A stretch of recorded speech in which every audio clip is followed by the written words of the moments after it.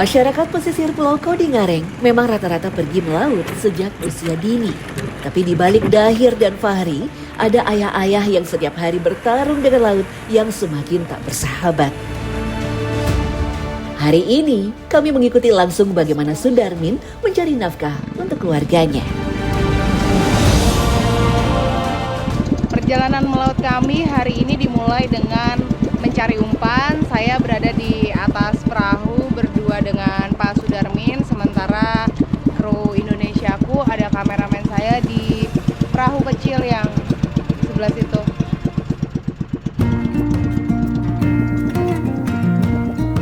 Jarak dari pemukiman ke Rumpon berkisar 3 mil. Dari sini masih perlu 10 mil lagi untuk tiba di spot memancing. Semakin bertambah tahun, jarak melaut para nelayan semakin jauh ke tengah laut. Ini umpan untuk mencari tenggiri, namanya ikan tembang kalau nelayan di sini bilangnya ya Pak. Harus dikumpulkan kurang lebih ada 30 ikan tembang, baru berpindah kami ke lokasi mencari tenggiri. Kondisi angin timur membuat air cukup tenang dan cuaca bagus untuk melaut. Biru laut dan biru langit amat terpancar, tapi tak selaras dengan keberadaan ikan di dalamnya. Hidup yang bergantung pada alam, seperti potret keseharian Sundarmin, sesungguhnya bertumpu pada ketidakpastian.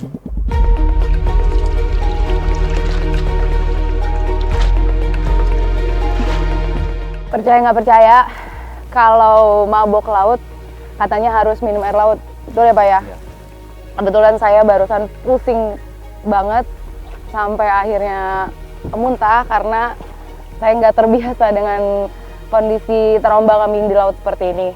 Nah kebayang Bapak setiap hari udah ini ya Pak ya, udah pasti udah terbiasa, udah kebal lah dengan suasana gini, tapi nggak buat saya. Sudah lebih dari 3 jam tanpa hasil. Titik memancing dari satu spot ke spot lain dilampaui dengan penuh asa. Sampai akhirnya, satu ekor tenggiri yang ditunggu-tunggu menyangkut di mata pancing. Rasa syukur terpancar seolah menatap harapan ikan akan terus datang.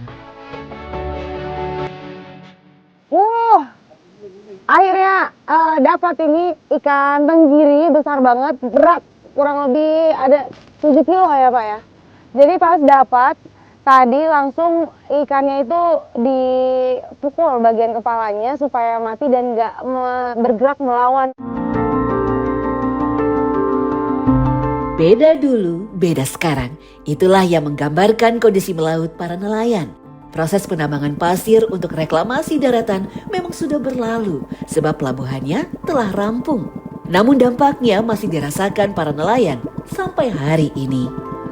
Tempat Bapak mencari ikan itu juga jalur lalu lintas kapal besarnya nggak Pak? Kapal besar ya. Iya. Kapal pelni, kapal tanker, Oh gitu.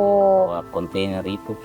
Nah itu Bapak gimana kalau ada misalnya ada kapal besar gitu harus ke pinggir dulu? Kita Menyingkir? Ya. Bapak pergi melaut itu sudah sejak kapan Pak? Sejak tamat SD. Apa yang paling terasa perbedaannya saat dulu Bapak melaut dan sekarang? Kalau dulu itu banyak sekali ikan dulu, kan burung pencarinya. Ini sekarang banyak masyarakat, banyak juga yang mencari. Ya kalau dulu itu biasa 3 ekor ikan tenggiri, 4 ekor biasa. Ini sekarang 1 ekor. Tempat tinggal Bapak kan sekarang juga ada pelabuhan yang baru diresmikan itu ya Pak ya awal tahun. Nah itu Bapak menanggapinya gimana? Ya waktu itu ada penambangan dulu itu airnya keruh. Bilang keruh ini air semua. Baru dia ambil pasir itu di bawah tuh. Nelayan di sini tuh sebenarnya mengharapkan apa sih Pak? Mengharapkan itu biasa juga mata pancing, pakai GPS juga. Pakai GPS kan itu kalau hujan tidak kelihatan pulau. Ya. Biasa kita tercecer. Ya. Jadi sulit juga ya melihat jalan pulang. Iya. Upah yang didapat langsung disisihkan untuk membeli BBM. Padahal perahu yang ia pakai sehari-hari bukan miliknya. Puluhan tahun melakoni pekerjaan ini, Sudarmin hanya mampu menyewa perahu milik orang lain. Sungguh ironi. Nah, kondisi alam yang semakin tidak menentu, ditambah adanya abrasi yang mengikis daratan, warga di sini yang mayoritasnya nelayan, fasilitas melautnya juga kurang memadai dari peralatan-peralatannya, belum lagi untuk mengisi bahan bakar minyak ya Pak ya, mengisi BBM sendiri gitu. Padahal perahunya juga milik satu orang ya Pak ya, yang ada bosnya yang dipinjamkan ke nelayan-nelayan di sini. Makassar Newport digadang jadi pelabuhan terbesar di Indonesia bagian timur, proyek strategis nasional senilai triliunan rupiah. Tapi di perairan yang sama, Sudarmin pulang dengan 1 ekor ikan dari yang dulu biasa 3-4 ekor sekali melaut. Kementerian Kelautan dan Perikanan RI sebenarnya gencar mendorong transformasi digital bagi nelayan demi ekonomi baru. Tapi di Pulau Kodingareng, Sudarmin bahkan belum punya GPS untuk menemukan jalan pulangnya sendiri.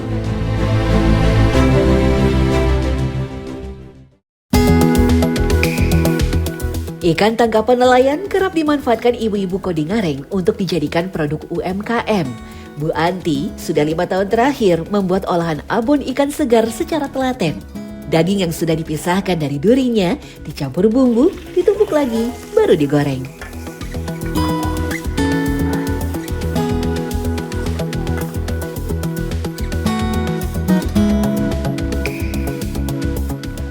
Kalau sekarang kondisinya itu nelayan lagi hasil tangkapannya bagaimana menurut Ibu? Berkurang. Oh gitu. Iya. Karena faktor apa sih Bu kira-kira? Faktor dari semenjak ada penambangan toh. Oh, Iya. oke. Jadi itu nih kurang, malah biasa dalam sebulan itu tidak ada yang dapat, kurang. Kalau nelayan yang nggak dapat ikan, Ibu juga nggak bikin abon dong? Iya, otomatis tidak bikin karena susah dulu tuh ikannya.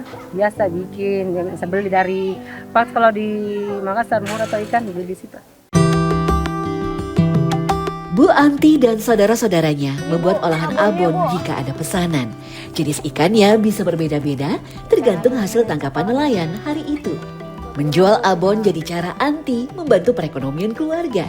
Tapi bahkan usaha kecil ini ikut tersandera. Saat laut sedang sepi, ia harus membeli ikan dari daratan untuk bisa terus berproduksi.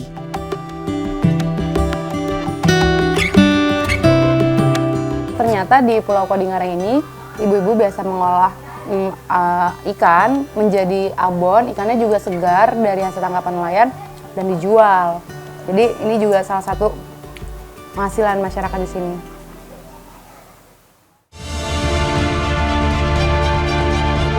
Di Makassar, warga tergusur karena pembangunan raksasa datang terlalu dekat ke rumah mereka.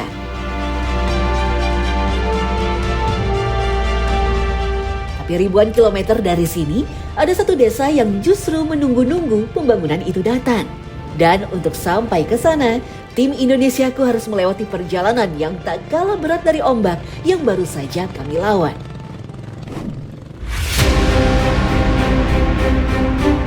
Perjalanan Indonesiaku kali ini menuju desa Kopiang. Dari desa Taan di kecamatan yang sama, sepanjang 22 km, jalan menuju desa sangat sulit dilalui kendaraan. Pengaspalan terakhir terjadi tahun 2002, sepanjang 3 km dan tak pernah diperbaiki lagi sejak itu. Untuk menuju ke desa Kopiang, kami harus melalui infrastruktur jalan yang rusak seperti ini.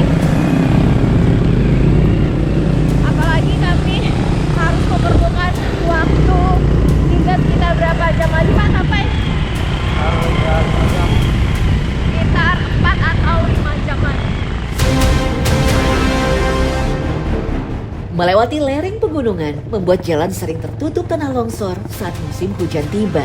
Jalan tanah jadi sangat licin, apalagi di tanjakan dan turunan tajam yang membuat perjalanan ini harus ekstra hati-hati.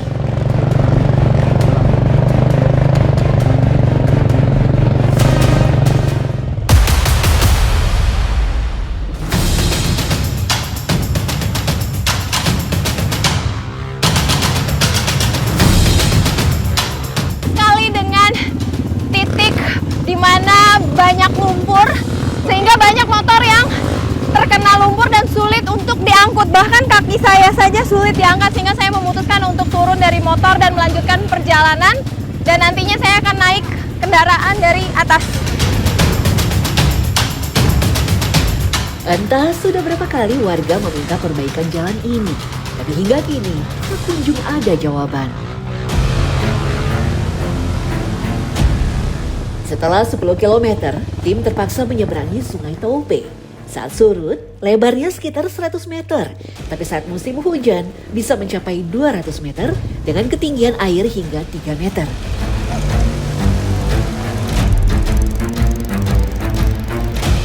Warga harus menunggu hingga 12 jam agar bisa menyeberang. Padahal jalur ini satu-satunya akses keluar masuk desa untuk menjual hasil bumi mereka, membuat roda perekonomian warga nyaris tak berputar. Tak ada jembatan penyeberangan, warga hanya mengandalkan rakit bambu. Dan menurut warga, Sungai Taupe ini penuh menelan korban jiwa. Jarak ke desa sekitar 29 km, bisa ditempuh 4-5 jam perjalanan. Untuk menempuh jarak itu, ongkos ojeknya mahal, Rp300.000. Sementara untuk menyewa mobil berpenggerak roda 4, ongkosnya bisa Rp2 juta sekali jalan. Ongkos semahal ini bukan tanpa akibat.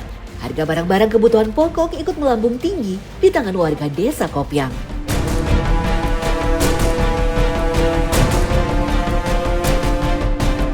Setelah berjam-jam melawan lumpur dan arus sungai, tim akhirnya hampir tiba di desa Kopiang. Tapi ternyata perjuangan warga di sini baru saja dimulai. Sesaat lagi di Indonesiaku.